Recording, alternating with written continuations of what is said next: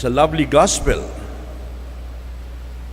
It is one of my favorite gospel stories in the entire Bible. The life of this man is an example of a man who was lost and now he is found. The story of this man illustrates that the call of God is always personal. The call of God is always unique. Who was the little man in the tree in the Bible? Zacchaeus was a little man. He wanted to see Jesus, and so he climbed a sycamore tree. What did Jesus say to the man in the tree? "Little man, come down from the tree. What are you looking for? Little man, what did you see?" Zacchaeus is known as God's little man, but he was not little in character. He was a big man in the eyes of God. He is known primarily for his faith in climbing a sycamore tree to see Jesus, and also for his generosity in giving half of all he possessed. He climbed a sycamore tree because he wanted to see Jesus. He was vertically challenged. He could not see over the crowd, and so he ran ahead and climbed a tree when Jesus was then passing by.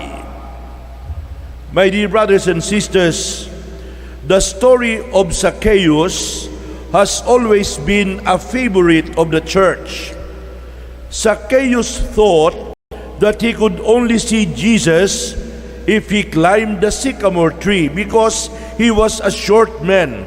But when the Lord passed by, he called Zacchaeus down and said, "Zacchaeus, hurry and come down, for I must stay at your house today."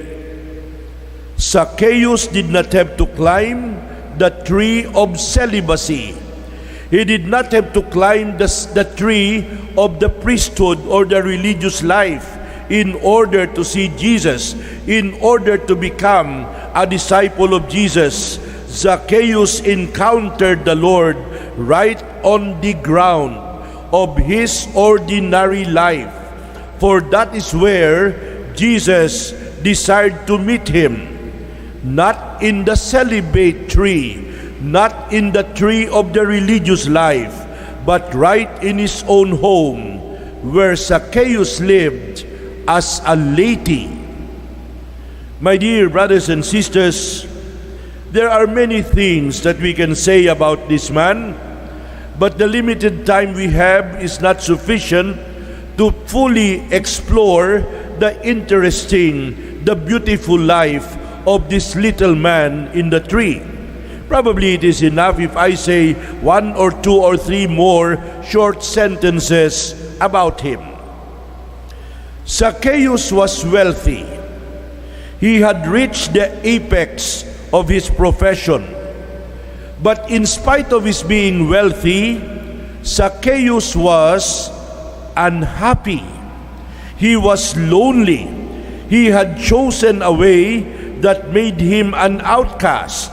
He had heard of Jesus, who welcomed tax collectors and sinners, and he wondered if Jesus would have any word for him. He was despised and hated by people. He was sinful, and he was greedy, and he was unhappy. The second point, Zacchaeus was determined to see Jesus, and he would let nothing to stop him. For Zacchaeus to mingle with the crowd at all was a courageous thing to do. For many people would probably take advantage of his presence.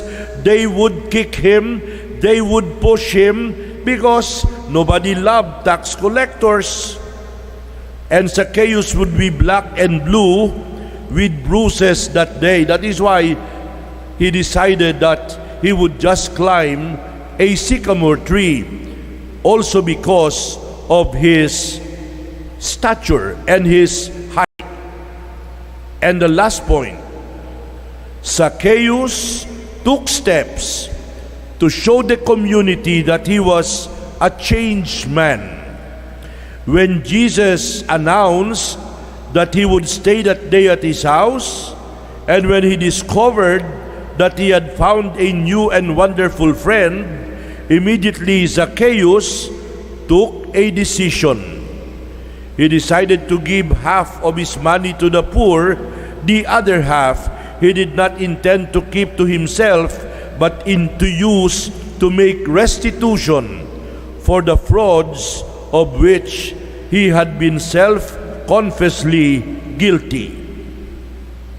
The story ends with the great words, "The Son of Man came to seek and to save what was lost." My dear friends, a person is lost when he has wandered away from God. But a person is found when once again he takes his rightful place as an obedient child in the household and the family of God. This is the story of a man whose life was changed after meeting the Lord. Amen.